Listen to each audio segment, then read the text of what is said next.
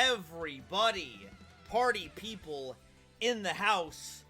My name is GoldenNova, the lore laureate, the explaining expert, and today, the custom card curator. My patrons have sent in their best, their brightest, their coolest, and their coolest. We can figure out something that alliterates with that really well later. For us to talk about today, we have 7 submissions for today's episode.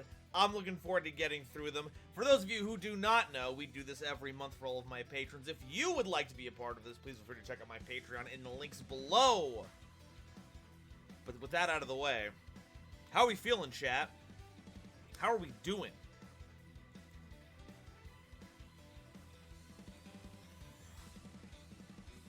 The cruelest. That would have been really good.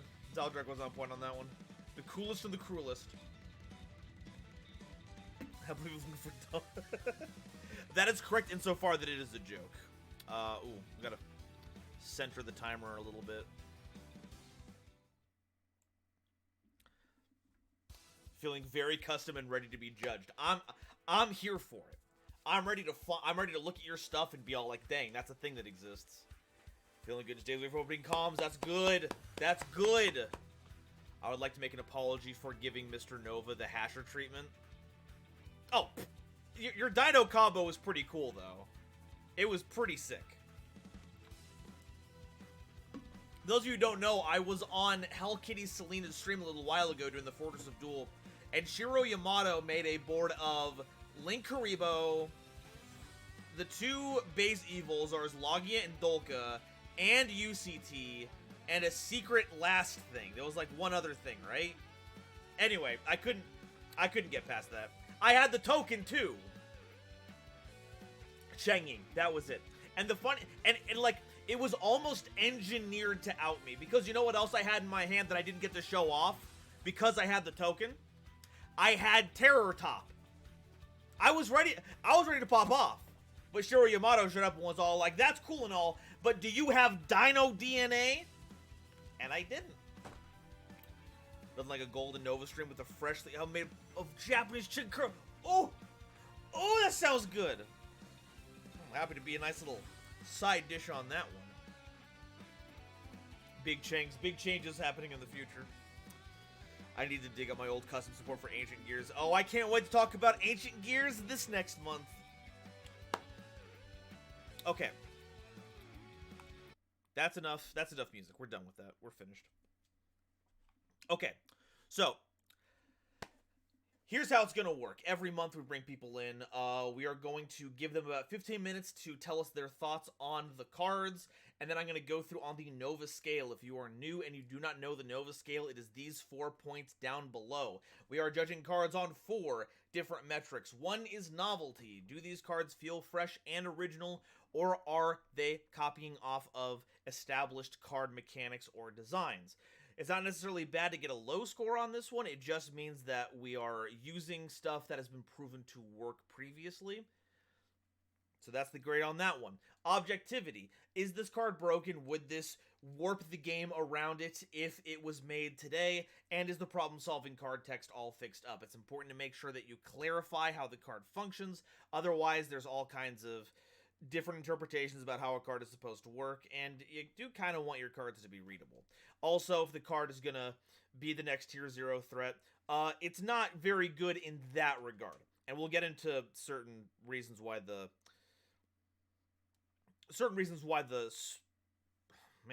Nova scale is the way it is. Versatility.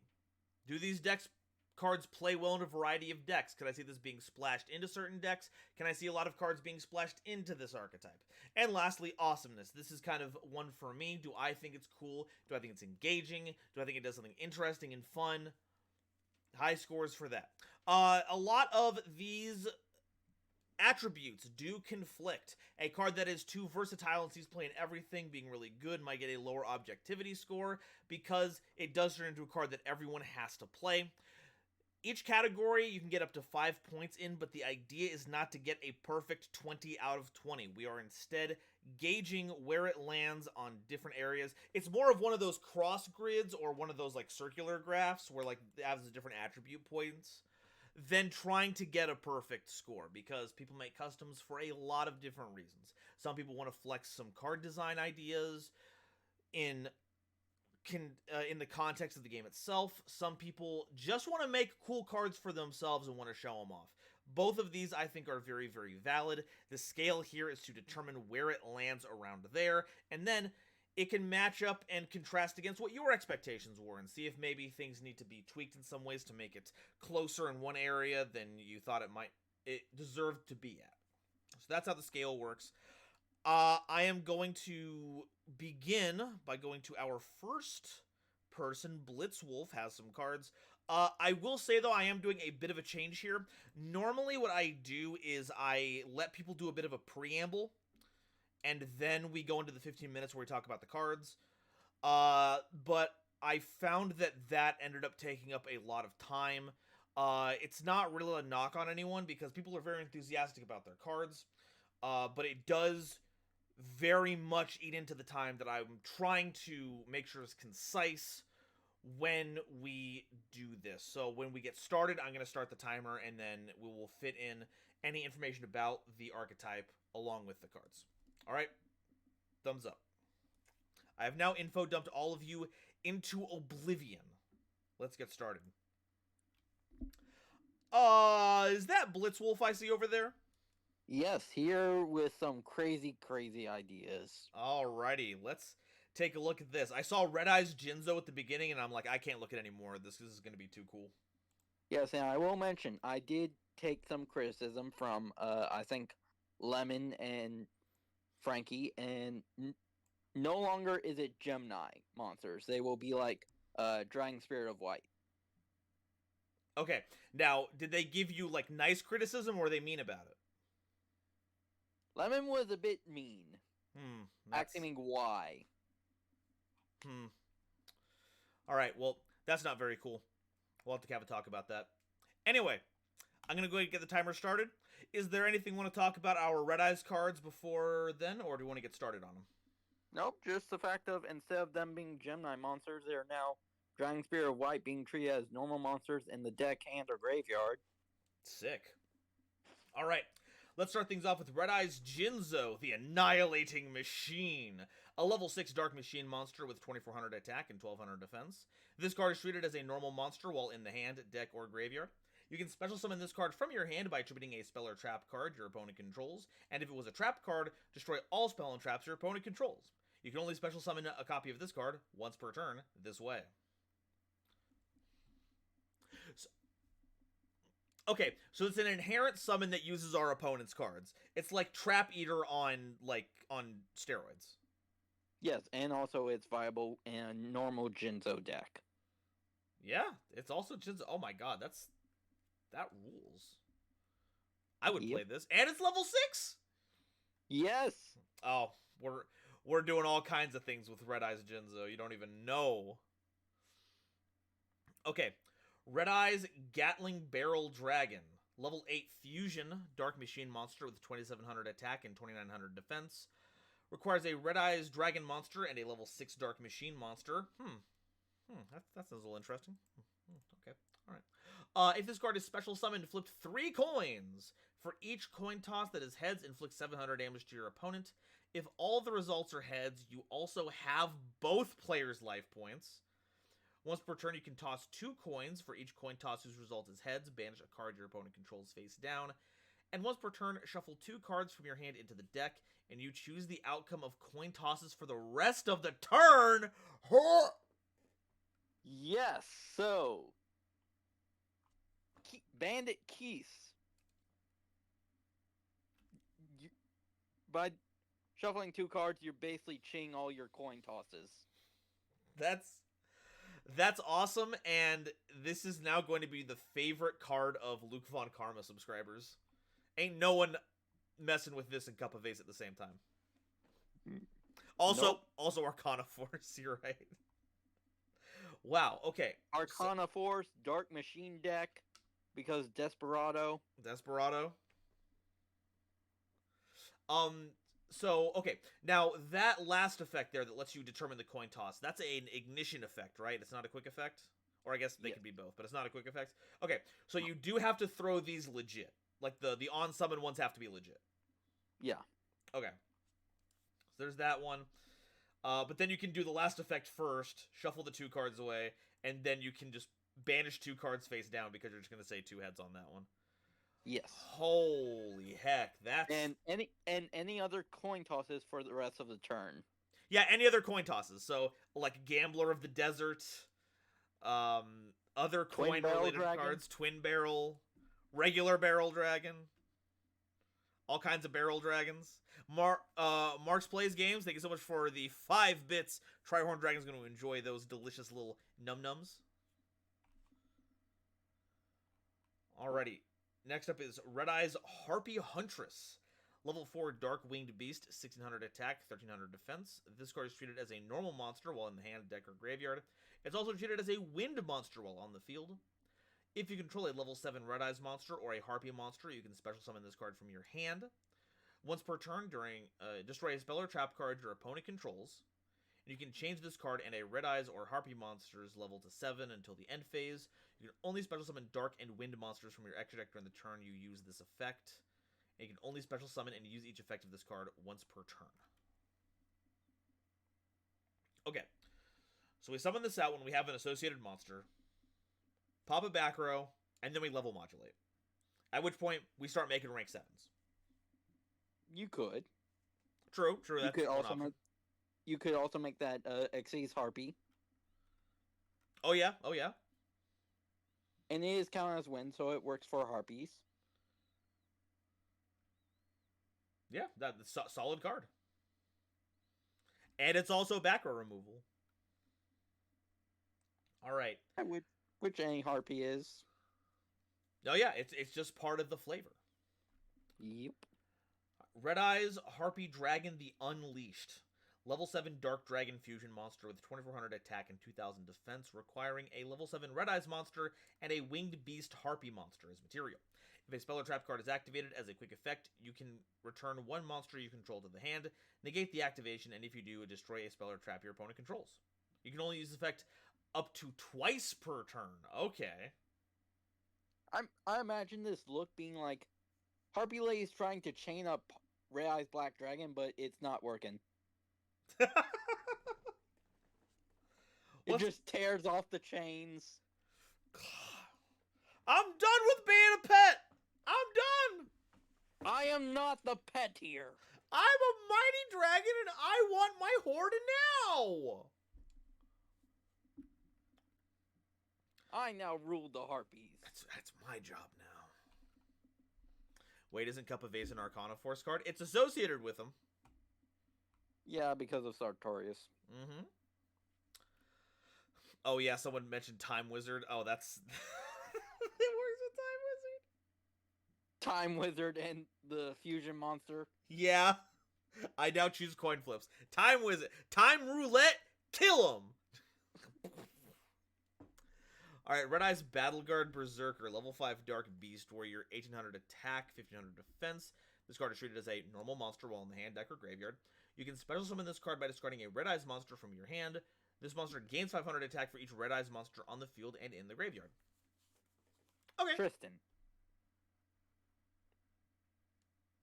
Oh? Yeah, there was an episode where it was revolved around them, like, fighting, and then it's... Okay, I'm gonna beat my opponent with these 2 Battle Guards.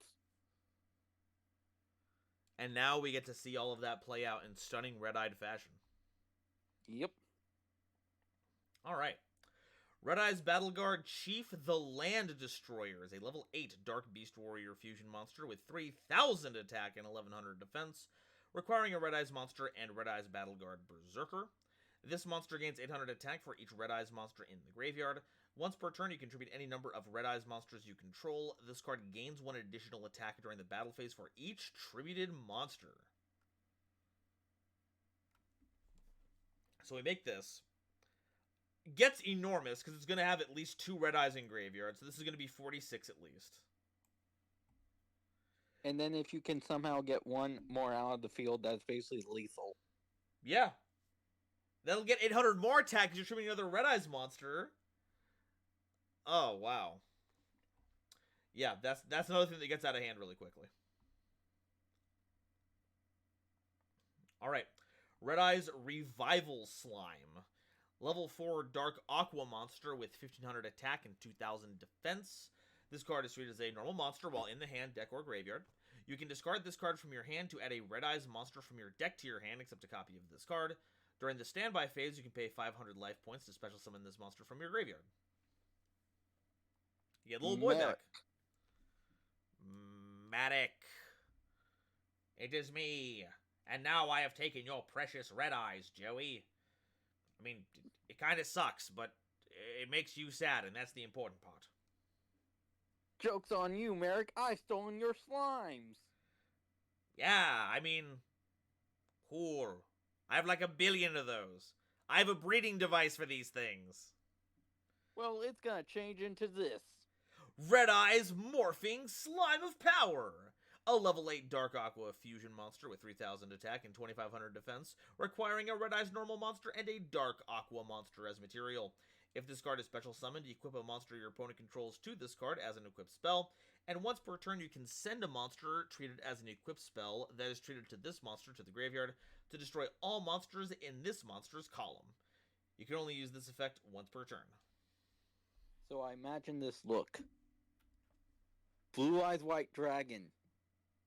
Painted like Red Eyes. Where does the Blue Eyes part come from? Oh, it's just copying Blue Eyes White Dragon. But because it's the Red Eye Slime, it's like a black goop ball with a red core. Okay, I see what's going on here. Kind of like Egyptian god slime. No, that makes sense. I dig. Okay, so yeah, we summon it. Now, the way it's worded, this will destroy itself. Was that on purpose? No, it will not destroy itself. It destroys all other cards in the column. Oh, we might have to change that because it says destroy all cards in this monster's column. Okay, we will change that. Oh, those are things you got to be careful about. Again, you could get 2 copies of Red Eyes Jinzo out and get 2100 points of damage. Yeah, burn damage is very much one of the many things that Red Eyes enjoys doing for some reason.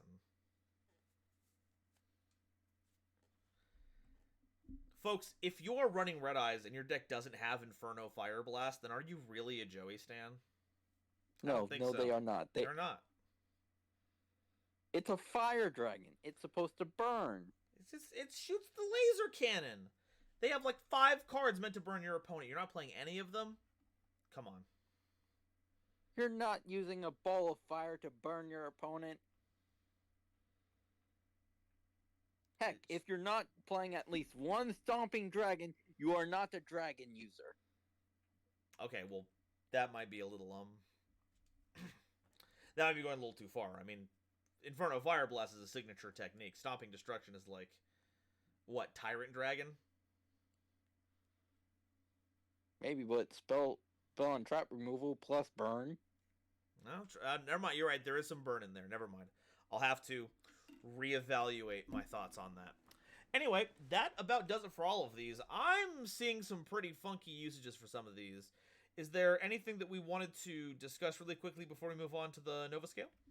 Nope, I'm gonna do the sneak peek after. Alrighty. So, novelty. What is new with these cards?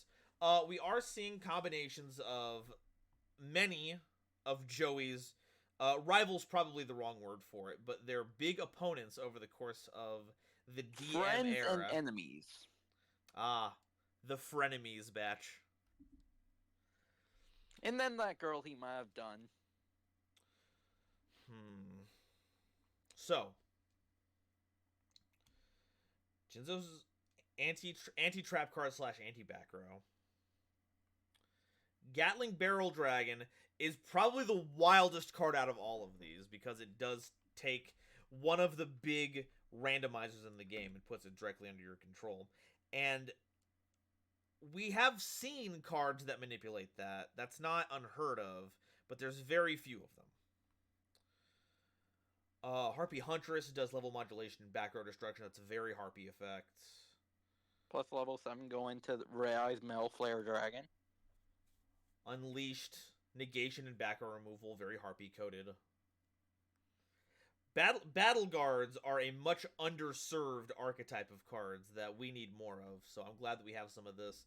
And this is about to go bonkers on any board state. Revival Slime is outrageous because it's a search card for everything. That just comes back as a body. And then Morphing Slime is removal. As far as new ideas go, there's a couple of them. A lot of these are based around cards that we've seen before. So I think we're going to get a 2 in novelty on this one. I do like the coin toss focus, and I do like the Battle Guard focus, but I think that's about it. Well, of course, it would get low novelty. These are meant to reference their own archetype just coming into our large pool of red eyes. Exactly. Okay, objectivity, power level and problem solving card text on this one. So we already pointed out the Morphing Slime of Power distinction. Power level wise, there's also the fusion and the Battle Guard having specifically named materials is very funny. Really quickly, Shanar, thank you for the 10 months of support. Thank you so much. For